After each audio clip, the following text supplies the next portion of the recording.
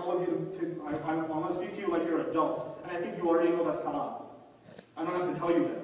You already know that. And you know Allah has revealed that already. So your conscience is dirty and you know it. You know, there's no beating around that bush. But I do want to tell you some of its consequences. You know, when someone gets married, then they take a responsibility for the other. Allah Azza wa Jal puts them in a responsibility position. And they have to take care of their financial needs, their emotional needs, their learning of the deen, their protection, everything. But when two people are dating, what do they have to take care of? What are they responsible for? Nothing. The only thing they're responsible for is satisfying their own hormones. That's all. And the moment they get bored or tired or, you know, a small fight or dispute breaks out, what happens in dating? You break up. You break up. You say, well, this didn't work. It's like changing not even a toothbrush, because I think toothbrushes last longer. It's like changing chewing gum. I lost the taste of it, and next. And then what happens? One of the two, whoever got dumped, is emotionally very, very disturbed. They're crying in the middle of the night, they're depressed, they're waiting for the text message to come. Please don't, you don't really need that, do you? And they become so pathetic. Their friends around them, what happened to you, man? You don't know, man. I don't know. She'll come back. I know she'll come back. You know, when she ain't coming back. You know, same thing happens with girls. Girls become suicidal. You know, this really happens. And then when they become scarred emotionally, the next time around, you know what they have in their head? Well, I got scarred last time, so I'm going to make sure I scar somebody else this time.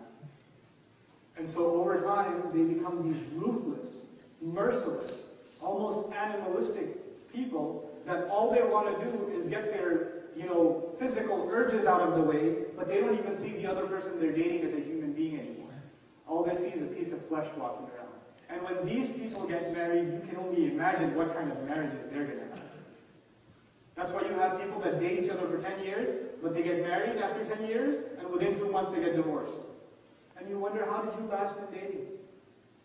You know why they lasted? Because there was no responsibility. There was no responsibility. You become broken people. You become, torn individuals. And you don't realize it, because you don't understand that what Allah gives you makes your life easy. And what you're trying to do for yourself only makes your life difficult. It makes you a broken human being. I want to give you, because this is something that addresses both youth and the adults, I'll conclude with this one thing, inshallah ta'ala. There are two things actually. Is it okay if I conclude 10 more minutes? Is that okay with you? Okay, so here's one. This is kind of a hard one to talk about, but it has to be talked about. We don't really have a choice. We are sometimes setting standards for our children that are not realistic. And we never lived Bible standards ourselves when we were young, but we expect our children to be better than us, so we set these standards for them that are humanly almost impossible for them to keep up with, especially in the society in which they live. And an example of that is you have a young man in your house who is of the age that he should be getting married, but you want him to finish med school. Right? So he's 22, he's 23, 24 years old. You say, no, not until you finish med school. Great. Where does he go to med school? In some madrasa? Does the sheikh teach him internal medicine? Where does he go to med school? He goes to med school either over here, maybe SMU has a program, I don't know if they do, or he goes to Dominican Republic, or he goes to, whatever. And they go to med school like 18, 16, 20 hours of a day there on college campus, right? What do they see for 16 to 18 hours a day every day? What do they see? What do you think passes through their eyes for 18 hours a day? Do you think they see anything shameless at all? Possibly? Maybe? There's a slight chance they might see something inappropriate. No, I think there's a pretty good chance. And the kinds of things they see, you can't even describe it. Now, they see this how often? Every day? For how many hours? 16, 18 hours a day? For how many years? 6 to 8 years? 7 years? 4 years? 3 years? Even 1 year is bad enough. You think it messes with their head a little bit? Or, no, I'm Muslim, I can't.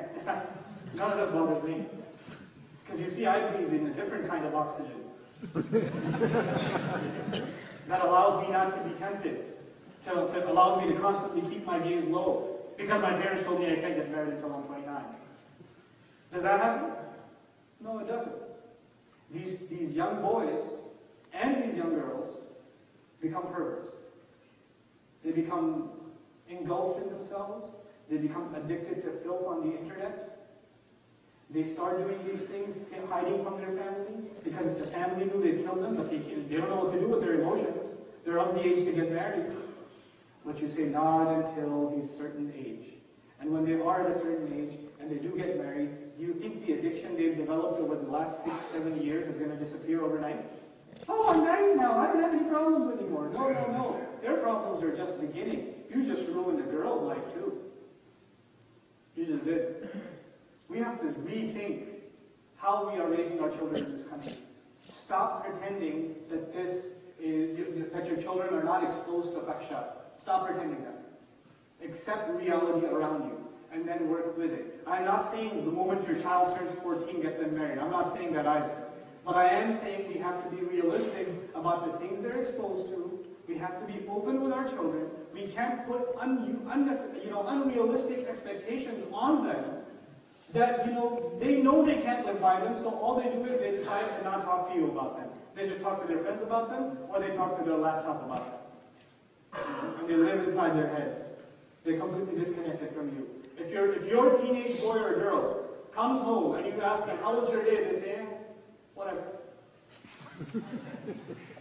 So, did you hang out with anyone today? Yeah. Who? Somebody. So where are you going later? Someplace. What are you going to do? Something. When they don't give you answers, it's already a sign. There's stuff they don't want to tell you, because if you knew, then you'd be pretty upset. You'd be pretty upset. And you close that door for them of communication. So I'm sincerely giving advice to myself as a parent. I have a 7-year-old now, and I'm terrified. I really am. Because I got 6 years left before she, goes psycho. Teenagers scare me. They scare me. So I'm scared for myself as a parent, and I'm scared for all of you as parents. And at the same time, I'm telling the youth, guys, we have to put responsibility on the parents, but you guys are adults. You're not kids. You're not kids. Act your age. And know you have to stand before Allah, and you're not going to be able to tell Allah, come on, I was in junior high. That was a silly time. You're not going to be able to do that. So that's one thing I wanted to share with you. The final thing I wanted to share with you is on a completely different note. On a completely different note. And it has to do with the news. I think you guys have been watching the news, keeping up with the wonderful things that are happening to Muslims all over the country, and the expansion of Islamic centers and key locations. I want to share this one ayah with you about what Allah wants. And I just want you to think about it. I won't talk about it much. Just want you to ponder over what Allah says. This ayah belongs to Surah Al-Imran. Surah Al-Imran, if you don't know, one half of it deals with the battle of Uhud. One half of the surah, about 60 ayat or so, almost, even though it's 200 ayat, but a good chunk of the surah is dedicated to the battle of Uhud. Now, Uhud was a victory or a bigger loss? Even though there are some elements of victory there was a pretty big loss for the Muslims at the battle of Uhud. 70 of the Kuffar's leaders were killed in Badr, and 70 of the believers were shuhada at Uhud. And even shuhada are not a loss for believers, are they? Even shuhada are people who are direct ticket to paradise, so even that's a victory as far as Allah is concerned. But I want to share with you this ayah. وَلَا يَحْزُنْكَ الَّذِينَ يُسَارِعُونَ فِي الْكُفْرِ. Don't let those who are making a lot of efforts to further the cause of disbelief, to further the cause against Islam, don't let them worry, don't let their efforts worry. Don't let the people who are making a lot of efforts to make kufr go further worry. What does Allah say? إِنَّهُمْ لَنْ يَضُرُّوا اللَّهَ شَيْئًا. No doubt about it, they are not the ones who are going to harm Allah in any way, shape, or form. They're not going to harm Allah at all. So you have nothing to worry about. Then what does he say? يُرِيدُ اللَّهُ أَلَّا يَجْعَلَ لَهُمْ حَظًّا فِي الْآخِرَةِ. Allah intends that they have no portion in the akhirah. I want you to understand this part. Allah will let them make efforts to make kufr, to make disbelief, to make the animosity to Islam go further. Allah will allow them to burn copies of the Quran. Allah will give them that. Why? Because He wants to make sure they get nothing in the akhirah. That's the only reason that Allah will let them do what they're doing. In other words, Allah is allowing them to dig their own hole even deeper. When somebody is digging their own grave deeper, you shouldn't worry. Who are they harming? Themselves. وَلَا يَحْزُنْكَ الَّذِينَ يُسَارِعُونَ فِي الْكُفْرِ إِنَّهُمْ لَنْ يَضُرُّوا اللَّهَ شَيْئًا يُرِيدُ اللَّهُ أَلَّا يَجْعَلَ لَهُمْ حَظًّا فِي الْآخِرَةِ وَلَهُمْ عَذَابٌ عَظِيمٌ. They, especially they, have enormous punishment. They have great punishment ahead of them. We shouldn't worry about them. We should actually feel sorry for them. The last thing we should be worried about is people who are making efforts in kufr. You know what we should be worried about then? Muslims who are not making efforts for what? For Islam. Don't worry about them making efforts for kufr. Don't give yourself a headache over that. Allah told you you don't have to get a migraine over that. Allah's got that covered. What do you have to worry about? What you're not doing. What you and I aren't doing. We're not doing our job. Our local library has no programs about Islam. That's a problem. The local high school teachers have not been given an orientation about Muslim community. That's a problem. They don't know who Muslims are. Whose fault is that? That's my fault. It's your fault. The local police department has no idea who the Muslims are and what kind of lives they live. And to give them a sensitivity training. You know? Who's supposed to do that? Who's supposed to educate the people around us? The universities around us. The universities are holding symposia. They're holding seminars on the Sharia and how barbaric it is. And they're having Jewish and atheist professors present the Sharia. And who's supposed to go to them and say, listen, we've got an imam, we've got a scholar who'd like to present at your symposium. We'd like to speak for ourselves. Who's supposed to be contacting National Public Radio and talking to them about, Muslim affairs? There's no Muslim voice being heard. Whose responsibility is that? Don't worry about what they're saying. Worry about what you and I are not saying. That's what we have to worry about. So Allah wants that they have no portion in the akhirah.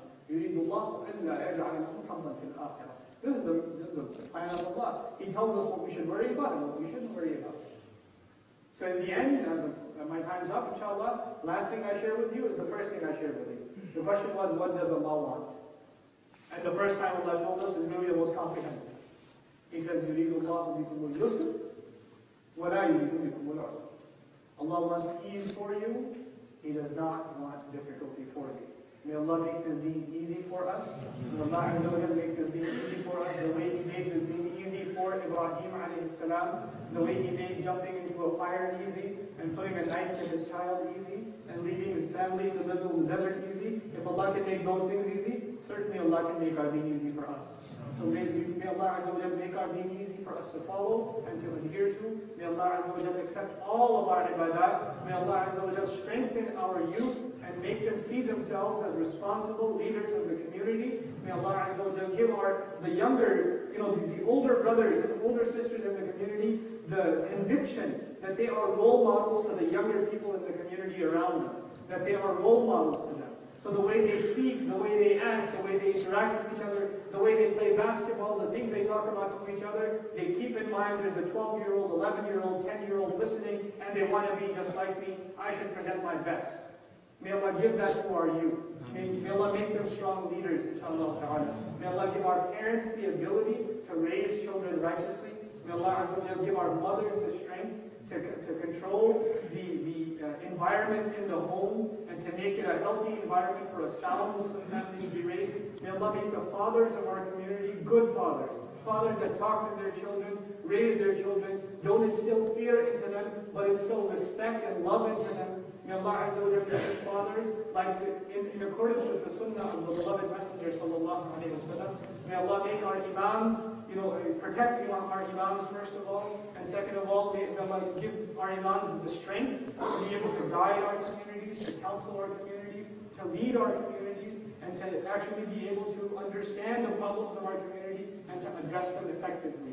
And finally, I sincerely make dua for all the masajid and the communities across this country. May Allah give our masajid the ability to to be beacons of da'wah, to be places where they are not trying to defend themselves, they are trying to defend Allah's deen. May Allah make us those people. That we defend